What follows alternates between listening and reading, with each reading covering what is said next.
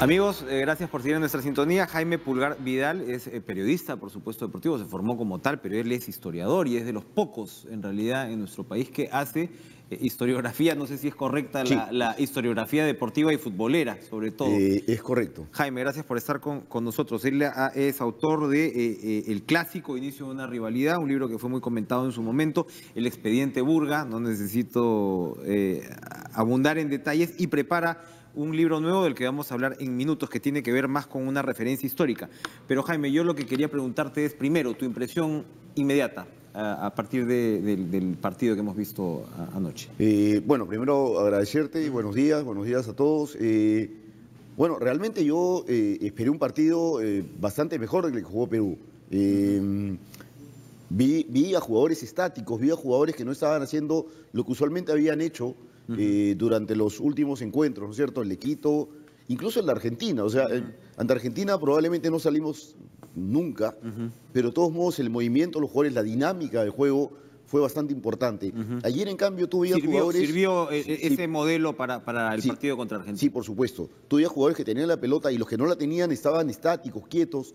Yo creo que les ganó la presión a un equipo que pensé que no le iba a ganar la presión. Pero hay que entender, son muchachos... Venían, como decimos fuera de cámara, hacia arriba y se han encontrado, sin duda, con un escollo, ¿no? Exactamente. Y les estamos a ellos endilgando la responsabilidad de devolvernos al Mundial, sin tener estrellas en este equipo claras, ¿no es cierto? A diferencia de lo que ocurría antes, donde tenías a Cubillas, a Uribe. Ahora, realmente una estrella, más allá de Paolo, yo creo que es un colectivo. Que es bueno también, que tiene su... Pero es mejor.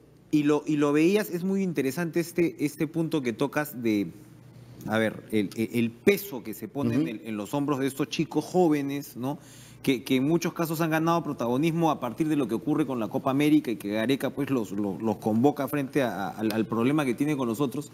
Y lo veías incluso en el himno nacional, ¿no? La emoción claro. de estos chicos que era que, claro, uno no puede hacer más que conmoverse, pero al mismo tiempo una psicología en otras circunstancias merecería mayor firmeza, que fue lo que demostró Guerrero, por ejemplo, ¿no? Sí. Ahora, ¿qué le faltó al Perú? Decías, estuvo muy estático. ¿Por dónde debió salir? ¿Por dónde debe corregir lo que nos ha pasado ayer? Yo no creo que sea un tema de estrategia. Ya. Siempre hay que mirar... Es un tema de presión. Sí, cuando uno mira un partido de fútbol tiene que mirar siempre lo que hace uno y lo que hace el rival. Habría que decir que Colombia se cerró muy bien. Cuando pones líneas de defensa muy claras, que fue lo que hizo Colombia, y tratar de aprovechar el contragolpe, es difícil superarlas. Sin embargo, Perú ha demostrado antes que ha podido superar estas líneas. Yo creo que el problema no es de estrategia, el problema es de tratar de manejar esa presión psicológica que aparentemente lo había hecho muy bien Ricardo Gareca, ¿no es cierto?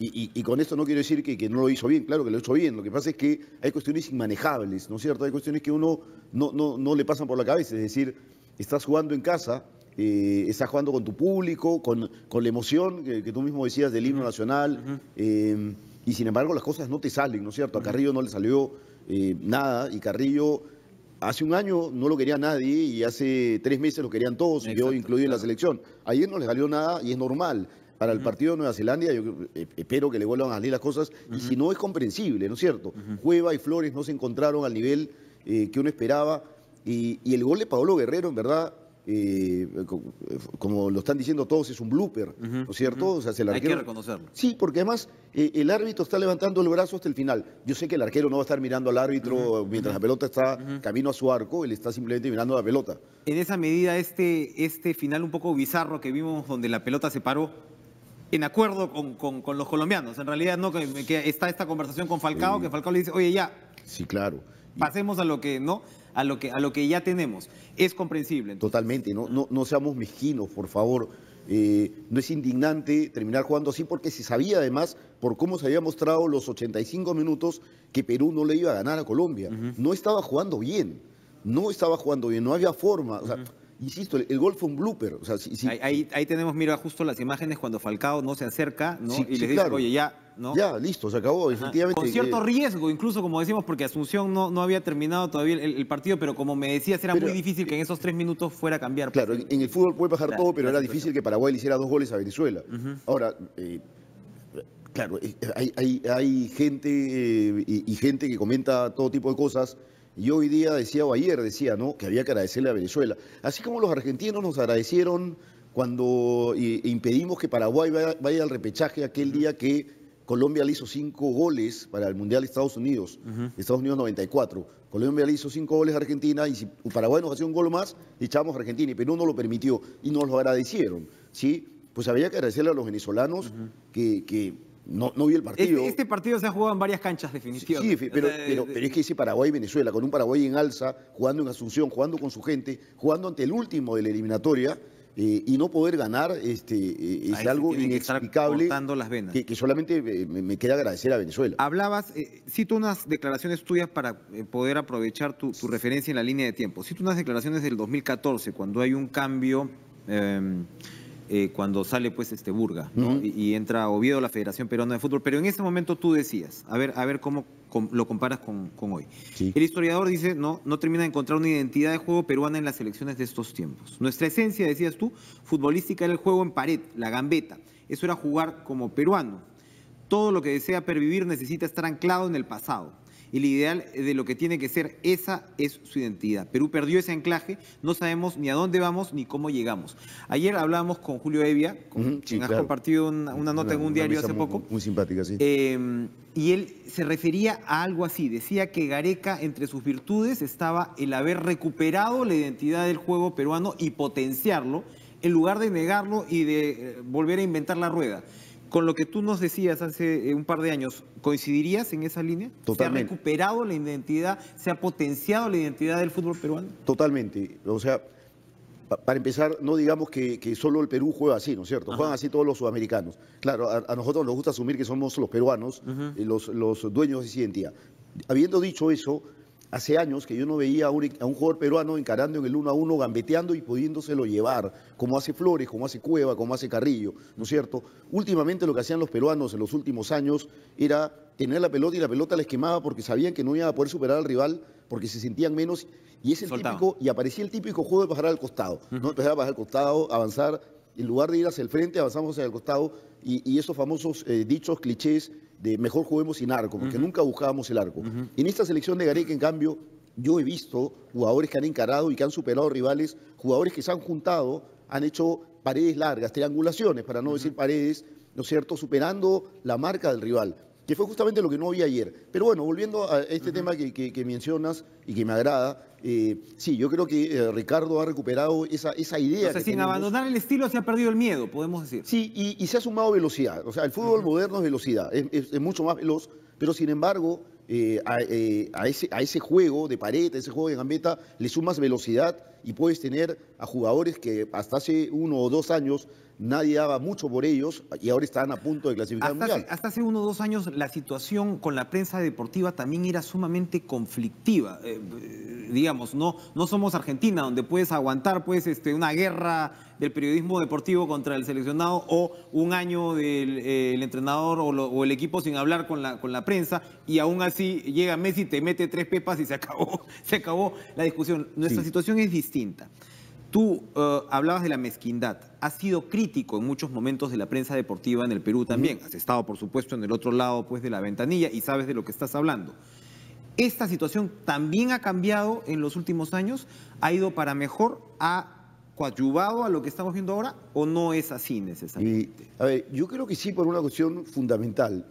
Primero, por los resultados que se fueron logrando. Y segundo, porque afortunadamente a esta prensa no pudo ponerle un mote de Salvador a Gareca, como se lo pusieron a Marcarián, al que le decían mago. Es decir, las expectativas han sido más moderadas. Y no el propio solamente Gareca eso, de repente sino además terrenales. Es decir, con Marcarián esperábamos magia. La magia no existe. O sea, lo único que existe es el trabajo, perdóname el cliché, ¿no es cierto? Ya parezco un jugador de fútbol, ¿qué espera para este fin de semana? Trabajo. Pero es que es verdad, o sea, no puedes hacer magia. Y si la prensa repetía el mago Marcarián y luego la prensa misma se inventó los 4 fantásticos, ¿no es cierto? Porque no fue Marcarián, no fue nadie en la selección, fue la prensa la que inventó ese nombre para estos 4 jugadores y entonces estás presionando ya no un colectivo, sino a 4 jugadores y un técnico que se supone hace magia y que cuando no la haces se lo reclamas.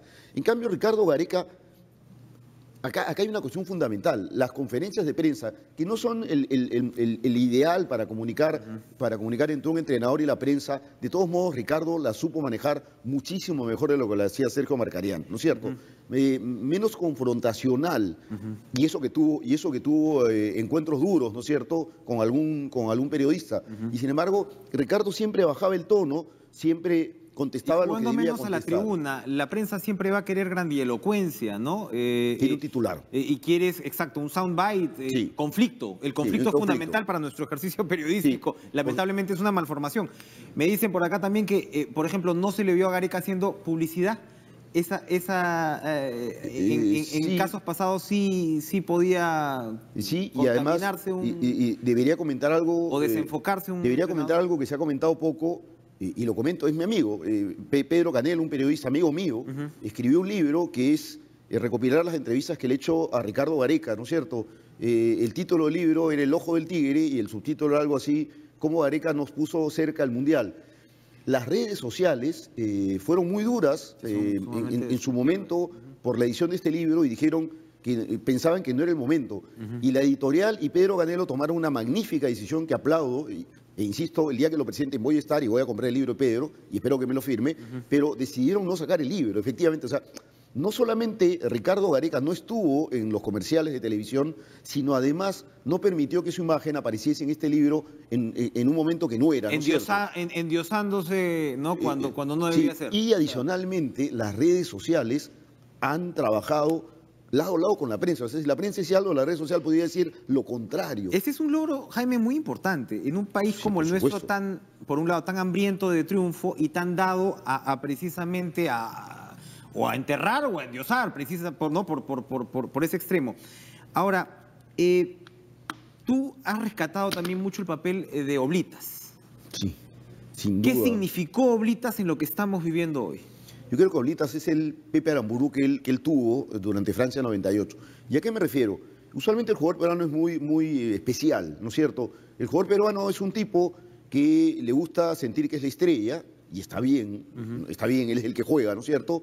Y al mismo tiempo le gusta creer que él hace las cosas a su manera, y no es que alguien se las imponga, ¿no es cierto? Si tú debes imponerle al jugador peruano algo, como entrenador o como directivo, lo tienes que hacer de la manera más sutil posible para que él entienda que él se está saliendo con la suya, ¿no es cierto? Y Oblitas sabe hacerlo, ¿no es cierto? Oblitas sabe hacerlo. Y muchos en el Perú saben que eso funciona así, pero algunos no tienen la medida exacta. Por ejemplo, cuando Chemo el Solar asume equipos de fútbol, a Chemo se le va de las manos a veces esa libertad que le deja al jugador, ¿no es cierto? Oblitas sabe esa medida, hasta aquí y hasta acá no. Con los excesos que vimos, ¿no? O sea, esa libertad se transformó en excesos, en vedettes, en juerga. Por supuesto. Se transformaron en estrellas mediáticas. Por supuesto. Por eso que Luis Advíncula le tiene que pedir disculpas, y disculpas honestas a Gareca. No son esas disculpas, oye, disculpa, ya no va a bajar. No fueron honestas, y vimos un Advíncula totalmente diferente. Y aquella luego posibilidad de volver a convocar a Farfán, siempre metido en estas situaciones que tienen que ver con la prensa de espectáculos, ¿no es cierto? Costó tratar de convocarlo. Al final no quedó más remedio, no había otro jugador de categoría para la posición, aunque no lo hizo bien, ¿no es cierto? De todos modos, yo creo que Gareca y Oblitas, sobre todo, primero Oblitas convocó a alguien, contrató a alguien que se le pareciese a él, a Gareca.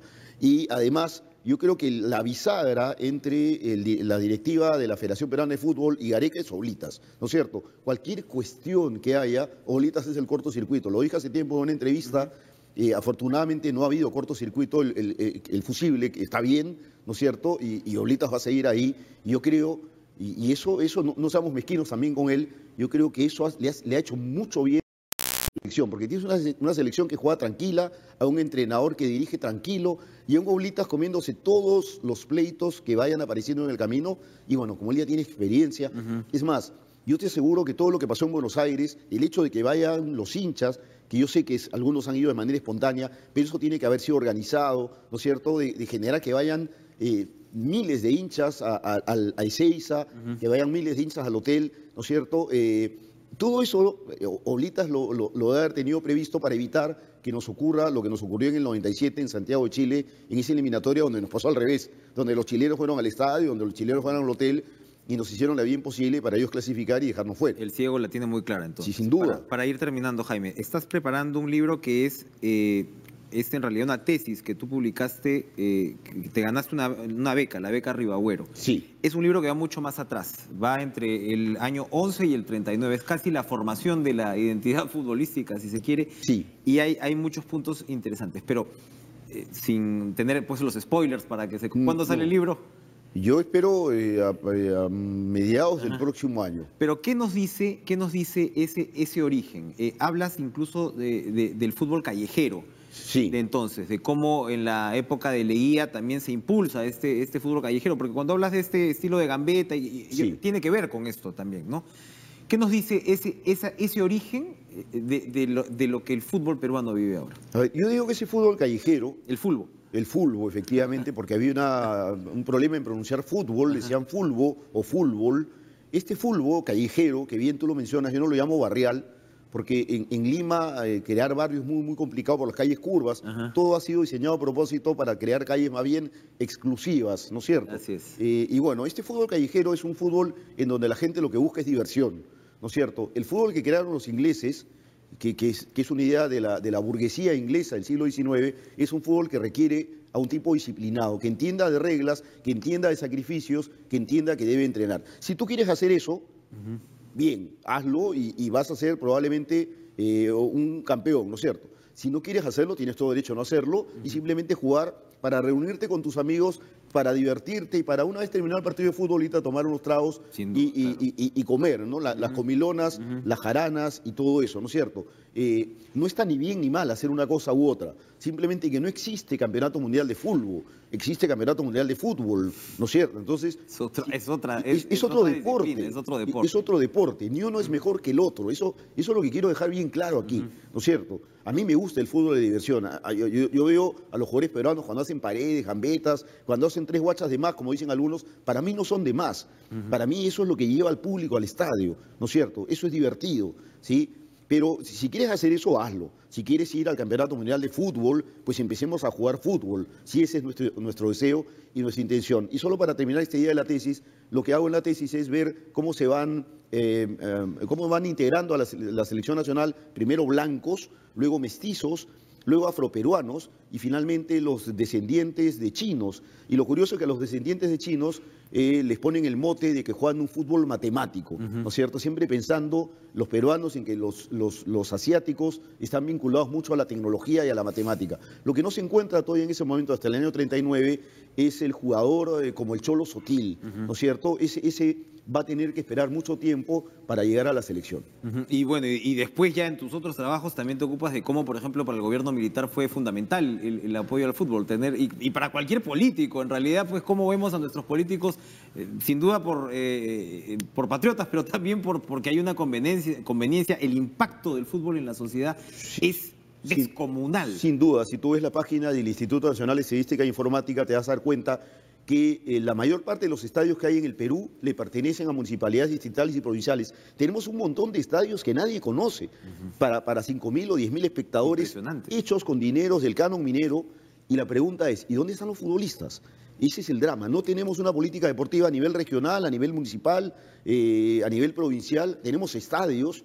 ¿Y dónde están los jugadores? Se supone que la federación ha modificado su política de semillero, ¿no? En los últimos años, muy recientemente, ¿no? Sin duda, pero tenemos acá un problema, que una cosa es la Federación Peruana de Fútbol y el trabajo que hace la Federación, y otra cosa son los estadios municipales y distritales. Mientras vayamos partidos, la Federación Peruana de Fútbol, que representa al mercado, y los estadios construidos por la municipalidad, que son del Estado, de fútbol, sí, de fútbol, mientras vayamos distintos, partidos, claro. Esto no lleva a ninguna parte. Muy bien. Jaime Pulgar Vidal, muchas gracias por acompañarnos esta mañana. Muy muchísimas interesantes gracias a ti. tus observaciones, siempre esperando pues el resultado positivo en Nueva Zelanda. Y nosotros vamos a ir a una pausa, nos vamos a una pausa y regresamos con mucho más en TV Perú Noticias. No sé.